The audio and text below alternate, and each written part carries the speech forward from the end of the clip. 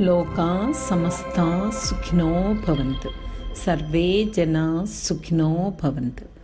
చైతన్యము. శుద్ధ బయలు అంటే ఏమీ లేనటువంటి శూన్యమని ప్రజల మనస్సులలో ఒక తప్పుడు అభిప్రాయం ఉన్నది. శుద్ధ బయలు తనలోనే అన్నింటినీ కలిగి ఉన్నది. విశ్వంలోని సమస్త వస్తువులు బ్రహ్మం నుండే ఉద్భవించి బ్రహ్మంలోనే ఉండి బ్రహ్మంలోనే నశిస్తాయి. శుద్ధ బయలును ఒక మహాసముద్రముతో పోల్చినట్లయితే సూక్ష్మాతి సూక్ష్మమైన పరమాణువుల నుండి పెద్ద పెద్ద గ్రహాలు నక్షత్రాల వరకు గల చలనశీల వస్తువులను మహాసముద్రములోని అలలతో పోల్చవచ్చు. అలలు సముద్రములో లేచి ఉపరితలముపై కదిలి మళ్ళీ సముద్రంలోనే కలిసిపోతాయి.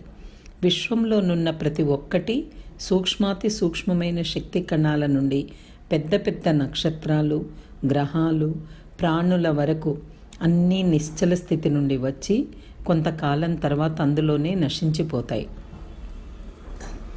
ప్రతి ఒక్కటి సర్వవ్యాపకమైన దైవీ స్థితిలో ఉంటుంది. నది లేదా సముద్రపు ఉపరితలంపై ఉన్న నురుగు మాదిరిగా కనిపించినప్పటికీ అశాశ్వతమైనవి.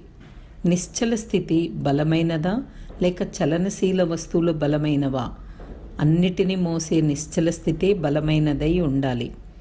విశ్వము, వస్తువులు, అందులో ఉండే ప్రాణులను కలిపి ఎల్లవేళలా పట్టుకుంటుంది.